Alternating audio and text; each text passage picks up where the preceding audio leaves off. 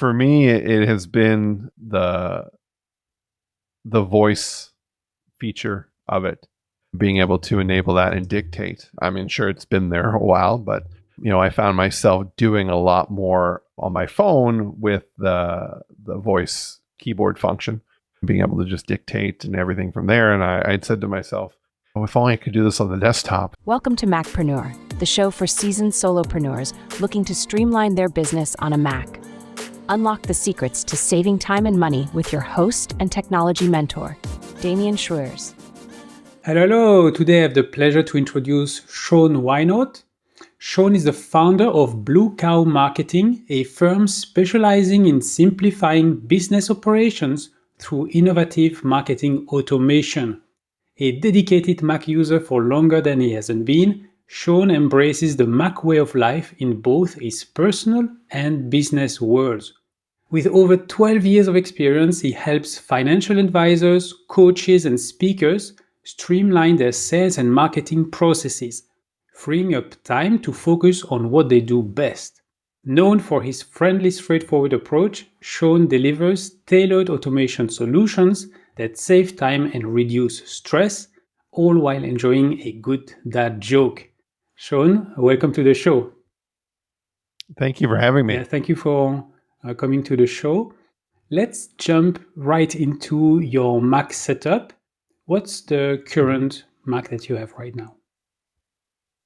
I have a Mac Studio in front of me. I just acquired that about a month ago. Prior to that, I was running off a MacBook for 3 years. I've got the other side of the room where I'm doing some audio work. I have a Mac Mini. I've got a MacBook Air. I've got an iPad, an iPhone, so an Apple Watch. So we've got and an iMac in the house as well. So I think I've got the whole lineup. So I'm curious. The Apple recently released the M4 Pro Mac Mini.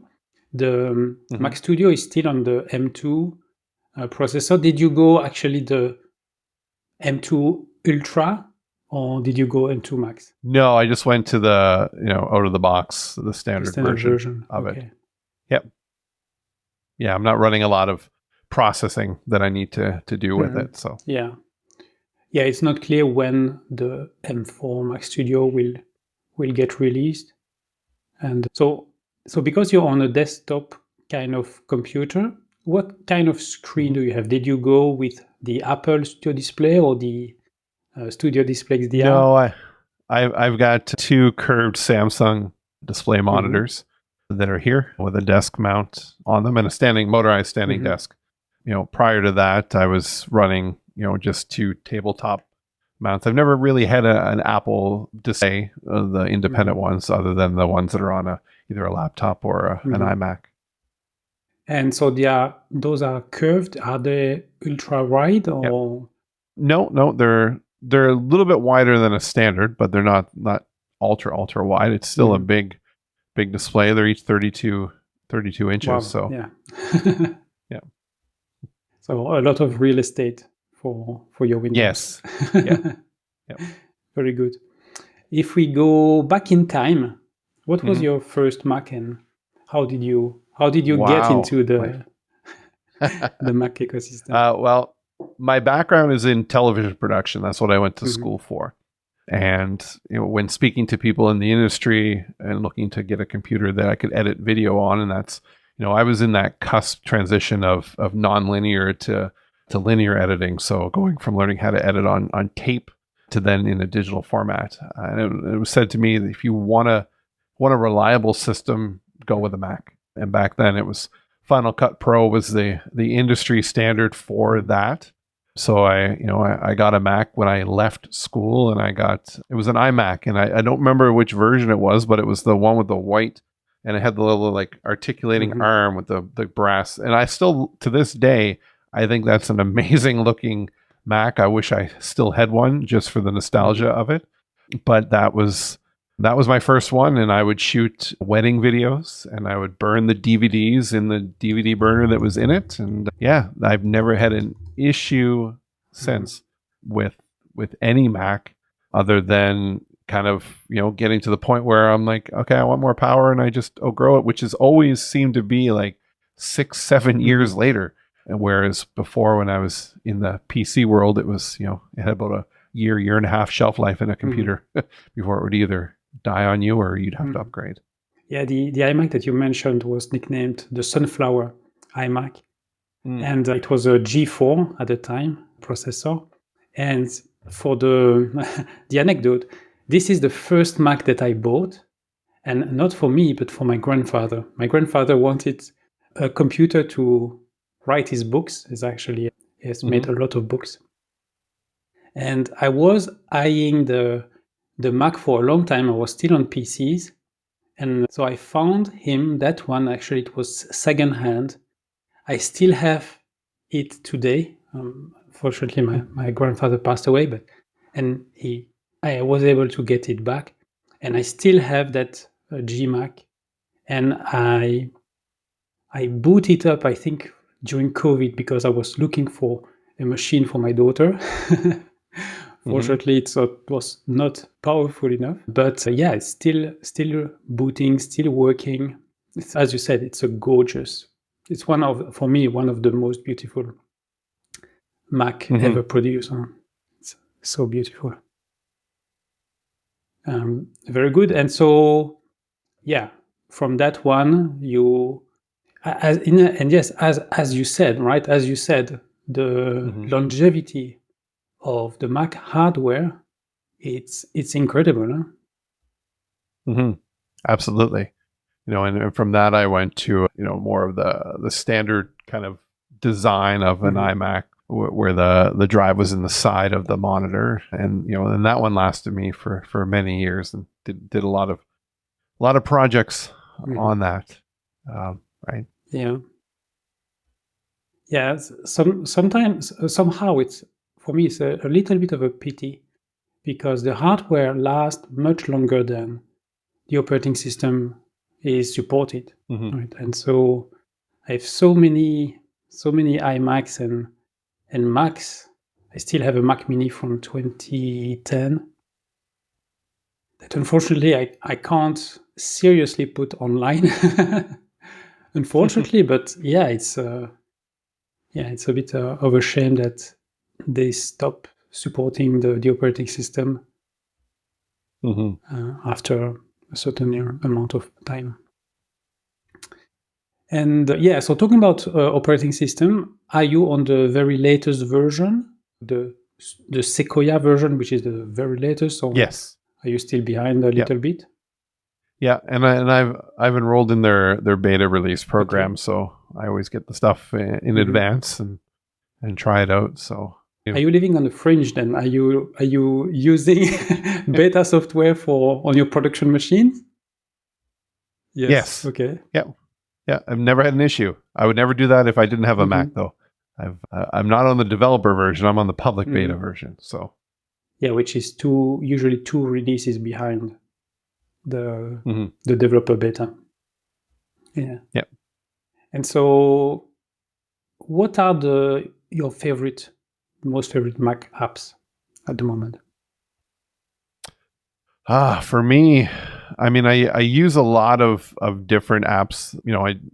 I don't edit in Final Cut anymore. I'm been on Adobe just because of the Photoshop and all those elements. But what I've come to use a lot more has been the Photos app, just because of the integration with my phone and its ability to do some really great processing. I mean, for what I need in the line of work that I'm doing, it works really well.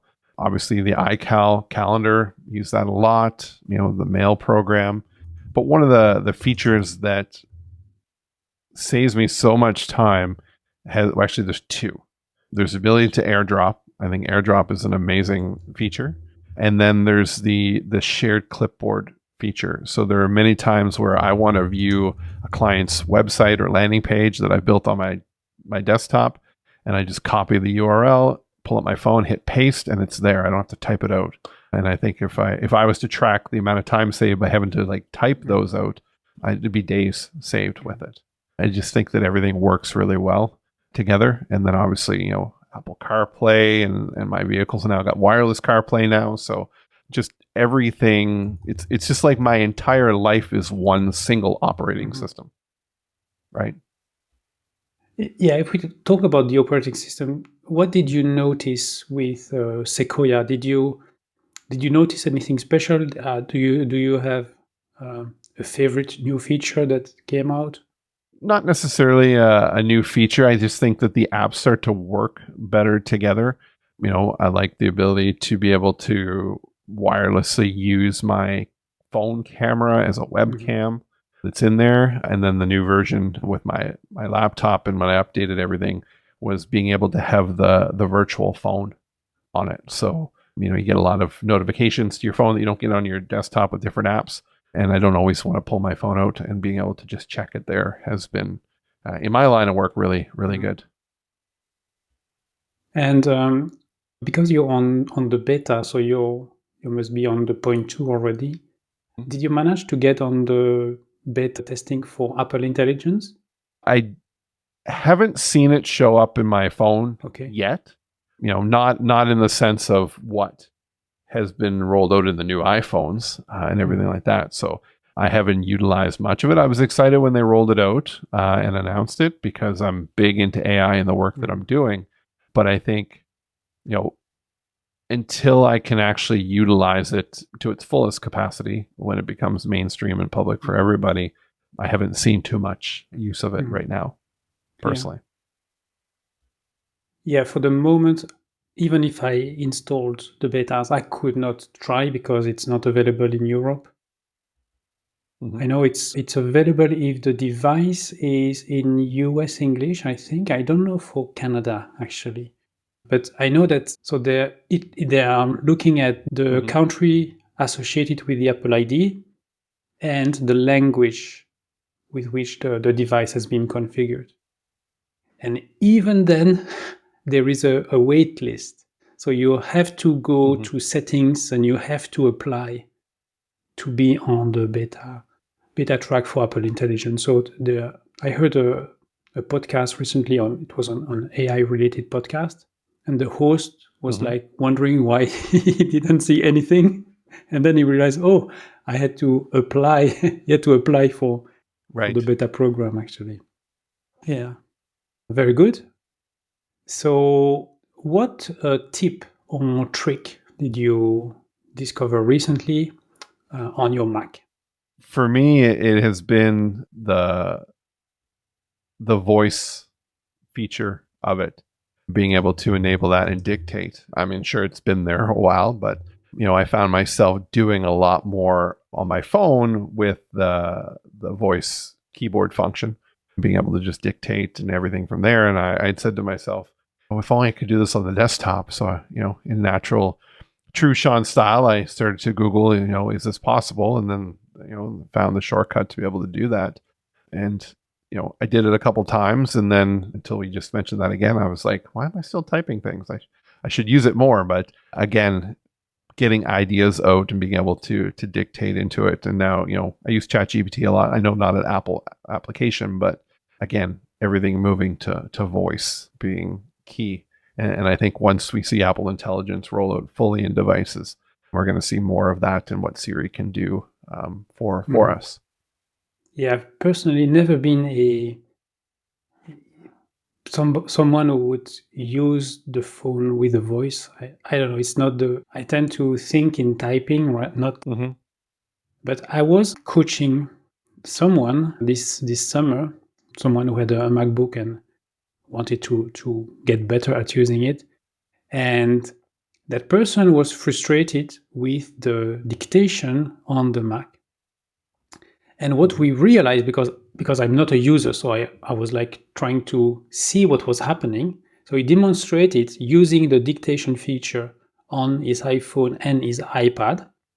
And what happens is that when you dictate, you can see immediately the thing on screen, and it better reproduces the new paragraph, and etc. And when he tried on his Mac, and it was Sonoma, yes, it was Sonoma, you don't have that. It's not as full-fledged as on the iPhone. So he was frustrated because he was speaking and you would see not writing anything, and then it would start writing, but he would say new paragraph, but the text wouldn't go to the next paragraph. He would continue, and then it's only when he finished speaking that the text would look all right. And Right. Is it still the case with Sequoia now? Have you tried with Sequoia? Yeah, I haven't tried it as much, but I did notice that too. It's almost like it caches the audio, and then once it's finished, it processes it and then displays it. But I think that's the difference with when you're dictating is you got to learn to dictate your punctuation, right? Commas, periods, new paragraphs, those type of things. And I learned that a lot when driving, because obviously you don't want to be holding and texting, but being able to audibly, get Siri to dictate replies back, especially with, Apple CarPlay and Yeah, I've been using more and more now the voice feature of ChatGPT on the mobile app. So that's not really dictation. You don't need to really think about that. And then I've tried once with a tool called Mac Whisper. So it's using the Whisper transcription engine, the AI tool from OpenAI that they've released completely for free. And so we can install the model locally. And there is a tool that does that called Mac Whisper. And what is nice with Mac Whisper, contrarily to the dictation from Apple, is that you don't actually need to do next paragraph and so on. It understands. So you can speak totally naturally, and it will do the paragraphs and the new lines by itself. And I hope the same way that I hope that next year or the year after there will be a Siri 2.0 with a large language model, that the dictation, the engine behind the dictation on the Mac will be also more natural with that. And so if you had to compare, so dictation on the Mac, dictation on the iPhone, where do you do most of it? Definitely on the iPhone. Yeah, because I'm dictating more emails and things there when I'm not at my desk. And I can find I can type probably faster than I can, deal with the dictation part of it. But on the iPhone, I mean, my hands are big. The keyboard seems pretty small. So dictation is a lot more accurate for me that way. Yeah, very good. We're almost at the end of the show. If you were in charge of the Mac division at Apple, what would be your first priority in terms of either new development or improvement? Wow, there's a good one. So for me, I mean, I'm an audio guy, video guy as well. So you've got iMovie that comes standard in the Apple operating system. I would love to see some kind of better multi-track editor that's not GarageBand or anything like that, to kind of play into that production side of things. So, you've got, not an Apple program like Odyssey and things like that you can download, but I think Apple needs something that's not GarageBand type of audio program. Yeah, when I started the podcast, and it was actually 2018, I looked at GarageBand and I was really frustrated very quickly. And then at the time, we didn't have Descript, we didn't have all those AI-based tools. And so, I settled on exactly on Audacity, right? There were so many tutorials online, and it's cross-platform. And I remember I found a guy who had a really nice setup and process for editing podcasts using Audacity. At the time, I was also audio only. Now I'm video, so obviously I can't use it anymore. It was so fluid to edit the podcast with Audacity, keyboard shortcuts and stuff like that, and really frustrating with GarageBand. I think GarageBand is more an audio composition and production tool rather than a podcast editing tool. Yeah, absolutely. And, and with all the other Apple apps that they have where they are cross-device, from the photos to, your iMovie, pulling in clips from your phone, to be able to have an app that you could remotely record episodes with, connected with Bluetooth microphones, and then be able to just pull up the program in your desktop and start editing and publishing right from there would be key, right? And be able to publish it out and everything, kind of a full circle production studio for podcasts. Yeah, I don't know where I saw that. So there have been recently a new version of Final Cut Pro, and didn't Apple add finally transcription and captioning, automatic captioning or something like that? Maybe. It's been well over a decade since I've been in Final Cut Pro. Yeah. I'm not a Final Cut Pro user either, so I don't know, but I seem to recall that in the news that there was something along those lines. Yeah.